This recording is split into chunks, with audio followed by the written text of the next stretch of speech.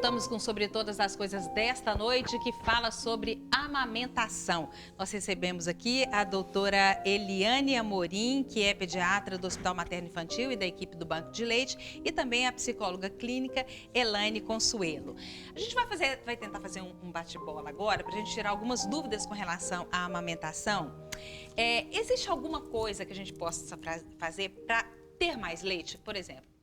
A gente ouvia muito no passado, toma bastante canja, ou toma canjica, chamate, garapa, né?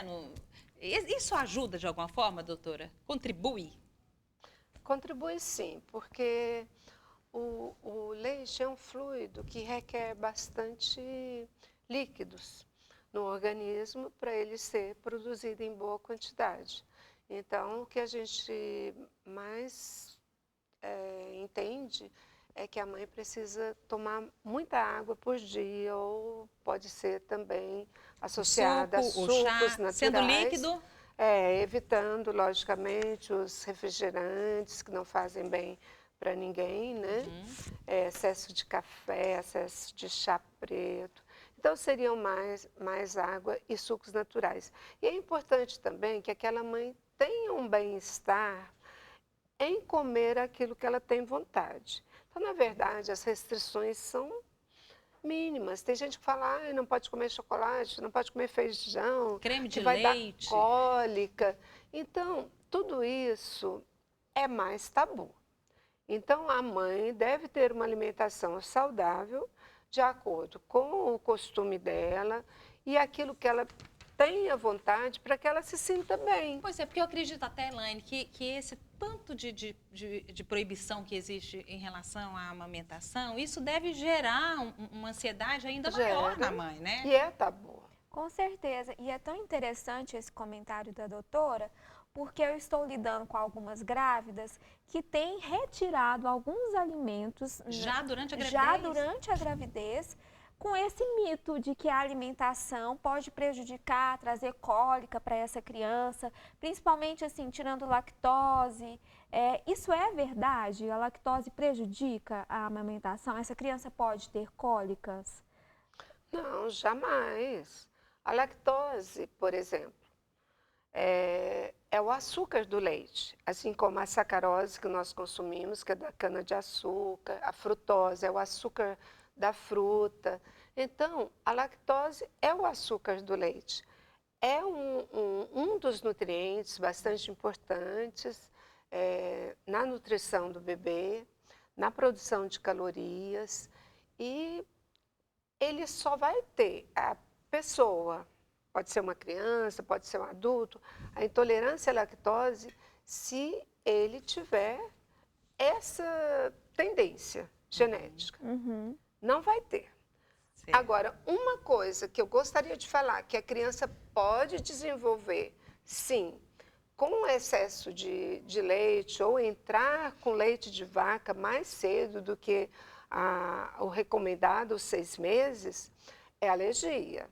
A alergia é mais séria do que a intolerância à lactose, que é uma coisa mais simples de se resolver.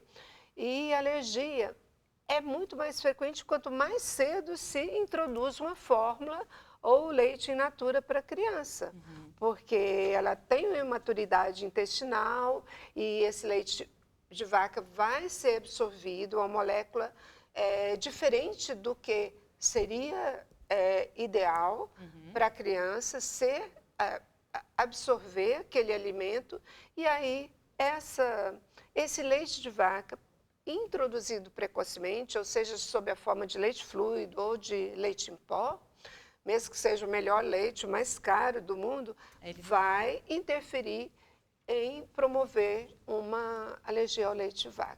Doutora, você falou sobre o leite em pó, eu queria fazer uma pergunta para a Elaine. Você acha que houve mudança de comportamento das mães?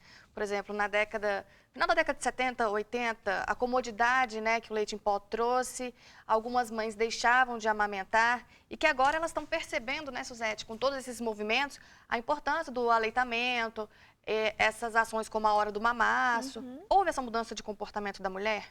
Eu vejo que sim, a mulher tem se tornado cada vez mais responsável, né, pela nutrição dessa criança. Eu digo que nós viemos de uma geração onde as mães estavam um pouco, eu não digo acomodadas, mas havia uma outra solução para a amamentação. E essa geração, ela sofre algumas consequências disso. Por exemplo, existem dados que explicam que crianças que deixam de amamentar um pouco mais cedo, né, com essa mãe, e vêm para uma amamentação com leite de vaca, ou seja, o leite de pó, elas têm uma tendência à obesidade. Por quê? Porque a fixação, né, que essa criança teria ali no seio da mãe, ou seja, a fase oral, que é a primeira fase de desenvolvimento da criança, ele não sugou esse seio. Logo em seguida, ele precisa o quê? Suprir essa necessidade de uma outra forma. O que ele vê, ele vai colocar na boca. E isso, muitas vezes, é a própria alimentação. Interessante. Doutora, vamos lá então para o nosso bate-bola. A mãe que amamenta não engravida? Sim ou não? Olha, na verdade, a mãe que amamenta considera-se um excelente método anticoncepcional, mas precisa existir, ela tem que estar dentro de certos parâmetros. Primeiro, que a menstruação não tenha retornado. Segundo, que ela esteja até no 6º mês de amamentação. E terceiro, agora você me... Bom, de qualquer jeito, só esses deu dois uma- fatores aí já olha, adote outros Primeiro, métodos. que ela não tenha métodos. menstruado. Aham, Segundo, que ela esteja com aleitamento materno exclusivo. exclusivo, Tá? certo. Então, a partir do momento que ela entra com outros alimentos, ela já não existe uma boa segurança. Certo. Doutora, muitas mulheres têm fissuras no seio, no bico do seio, ao amamentar. Muitas recebem a orientação de continuar amamentando. Isso é um machucado, é uma ferida, que às vezes tem pus, tem sangue. A mãe deve continuar amamentando esse seio machucado de qualquer forma? Bom, deve, não de qualquer forma, porque cada caso é um caso. Então, assim, existem fissuras menores, existem fissuras muito grandes, muito doloridas, que às vezes até existe uma erosão do mamilo, não é só a fissura, não é só o machucadinho, tá? Mas o que acontece? O que a gente tem que pôr em mente, que eu vejo muito ainda, apesar de todo o esclarecimento que tem melhorado demais entre toda a população, entre todas as mães, de querer amamentar e saber que o melhor é o leite materno, elas dizem muito assim, gente, no começo é difícil, fala para outra, por exemplo. É muito difícil, vai doer, Nossa Senhora, a gente quase morre, mas depois compensa, é muito bom. Mas isso é que não é verdade. A amamentação não pode provocar dor. A amamentação, sempre que ela estiver correta, ela tem que ser agradável, tem que ser prazerosa, tanto para a mãe, o bebê deve estar tranquilo, o bebê não deve estar agitado. Por quê? Se existe dor, existe algo errado. E o principal erro é a má pega no peito. Então, isso é fundamental que todas as mães saibam, de não oferecer o peito de qualquer forma, deixar o bebê mostrar, como dizia, encosta o peito no bebê e o bebê vem e abocanha apenas o mamilo. É daí que vem as fissuras, tá? E como você falou, às vezes tem pus, às vezes tem sangue. Bom, o sangue depende da quantidade de fissuras, mas quando tem pus, aí já é uma contaminação daquelas lesões abertas, né? É uma porta aberta para a infecção. E daí vem até complicações mais sérias, que seriam as mastites e os abscessos. Então, o que a gente precisa pôr em mente? Está doendo? Olha, está errado, vai procurar ajuda. Não deve doer, nem as primeiras mamadas. Hoje, o que se preconiza? Qual que é a primeira vez que o bebê deve entrar em contato com o peito da mãe? logo ao nascer? Ao nascer, na sala de parto. Lógico, se estiver tudo bem. Criança Claro. normal, que não seja prematura, que não seja portador de uma morbidade, né? Então, e aquilo ali adianta muito a descida do leite, né? E depois, logo que chega no quarto, coloca-se o bebê para mamar mesmo, porque ali na sala de parto eles ficam muito à vontade, o bebê encosta a boquinha no peito da mãe, lambe, e tudo isso já começa a produção dos hormônios da lactação. É um estímulo das terminações nervosas, essas terminações nervosas é tudo muito interessante, vão levar lá na nossa glândula, que fica lá na cabeça, na hipófise, que vão produzir os hormônios da lactação. Esses hormônios vêm através da corrente sanguínea, chega até a glândula mamária, faz produção de leite e o outro hormônio que contrai os canalículos, que faz a descida do leite. Então, uma mãe que amamenta bem precocemente na sala de parto ou logo que chega no quarto, aproveitar aquele período de alerta que mãe e bebê passaram, que é Parto em si, pelo né? parto, né? É um período de alerta. Esse período não deve ser perdido para que se coloque no peito, tá? Para que esse leite seja produzido e descido bem mais rapidamente. Doutora Elaine, saiu uma pesquisa, foi publicada em março por uma revista britânica, que diz que as brasileiras amamentam mais do que as britânicas, as americanas e as chinesas. Há algum fator cultural para explicar isso, você acredita? Eu acredito que sejam mais a questão do vínculo afetivo que o povo brasileiro tem. A cultura brasileira, nós mulheres brasileiras, nós nascemos e fomos criadas para sermos mães, para sermos donas de casa. Então, há uma cultura mais afetiva nesse sentido. Apesar de todo o movimento da mulher, né, um movimento mais independente, onde nós vemos mulheres trilhando outros caminhos, mas eu acredito que seja realmente esse vínculo, essa afetividade da mulher brasileira e a cultura como um todo. Doutora.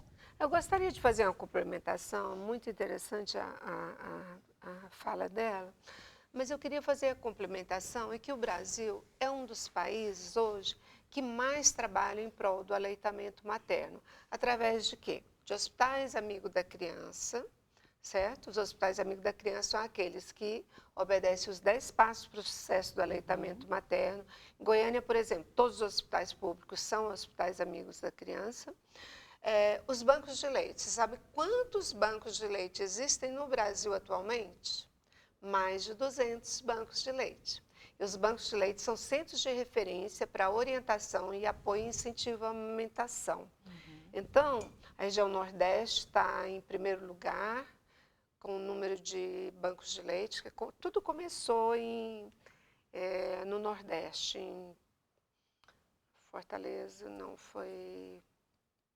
Bom, segundo lugar vem Sudeste, terceiro lugar Centro-Oeste, e em último lugar está a região Norte. Tem poucos bancos de leite, mas os bancos de leite vieram, eu acho que ajudar bastante na ajuda daquelas mães que chegavam desesperadas ao banco de leite, achando que não conseguiam amamentar ou que não tinham condição, e com assim, as orientações básicas, você fazendo uma anamnese ali, olhando o que é que aquela mãe está apresentando de problemas que dificultam, então a gente tende a ir direto ao problema e ajudá-la. Então, assim, os casos também, alguns precisam de uma ajuda psicológica, né, são mais sérios, mas as que dependem de posição inadequada, que são muito comuns, a gente, qualquer profissional de saúde que tenha o manejo, né? Ela pode orientar. Pode orientar, pode resolver. E tudo isso vem ajudando. A mídia ajuda bastante, porque está sempre divulgando, né? O tema. É tão interessante que, por outro lado, nós temos aí no Brasil, o próprio Brasil, de uma certa forma, julgando essas mulheres que amamentam, né? Nós tivemos aí vários eventos, a Hora do Mamaço, incentivando as mulheres a amamentar e mostrando que elas podem amamentar onde elas quiserem, né? Como é que a senhora vê, como é que vocês veem essa atitude dessas pessoas que acabam, de uma certa forma, irritadas com o fato de uma mulher tirar o peito e amamentar uma criança em um local público? Você quer responder? Eu acredito que seja uma questão cultural, porque ali na década de 80, 90, as mulheres amamentavam, né, cobertas. E hoje, as mulheres, eu estava até dizendo no começo do programa, que a amamentação liberta essa mulher, ela dá um apoderamento para essa mulher. Então, eu acho que o incômodo maior, talvez, das pessoas associarem o ato da mamada, talvez com um ato, não assim, não o da mamada, mas de expor a mama, o seio, talvez com um ato não muito agradável, uma coisa não muito agradável de se ver. Certo. Doutora, rapidinho para a gente, nosso tempo acabou. A senhora acha que isso é o quê? Um preconceito? Sim, eu acho que como todo que tem aumentado muito o índice de amamentação, e se a mãe está fora com a criança e aí está na hora dela mamar, ela precisa mamar, né? E eu acho assim que a exposição é mínima, que o bebê estando mamando no peito, o resto do corpinho dele praticamente está cobrindo o outro, e que os preconceitos sempre existem quando existe um costume que antes não era tão comum, agora passa a ser. E eu acho que isso é uma questão de tempo que vai se desfazer por completo. Isso. Ó, e para você que nunca deu mamar, mamar dá calor. Né? A gente, aqueles paninhos de antigamente, a criança fica suando e a mãe fica suando também, né? Então, assim, acho que a gente tem que pensar no outro. Se a gente pensar no outro, bom senso, a gente consegue passar por essas coisas. Eu quero agradecer a participação de vocês aqui. Nosso tempo foi menor hoje, mas eu acho que a gente contribuiu muito para aquelas mães que estão enfrentando esse momento, né, maravilhoso, mas também de muita ansiedade. Muito obrigada, doutora Eliane. Foi um prazer recebê-la aqui. Elaine também, obrigada pela sua contribuição aqui com a gente. Carla, boa noite. Boa noite, obrigada. Suzete. Nós temos o reprise do programa no sábado, às 7 da noite. E você que está amamentando, aproveita. Canja de galinha não faz mal para ninguém. Peça sua mãe, sua sogra, sua amiga. Aproveita esse momento aí, ó. E toma bastante líquido e pede a sua sopinha. Uma boa noite e até a próxima segunda. Muito amor eu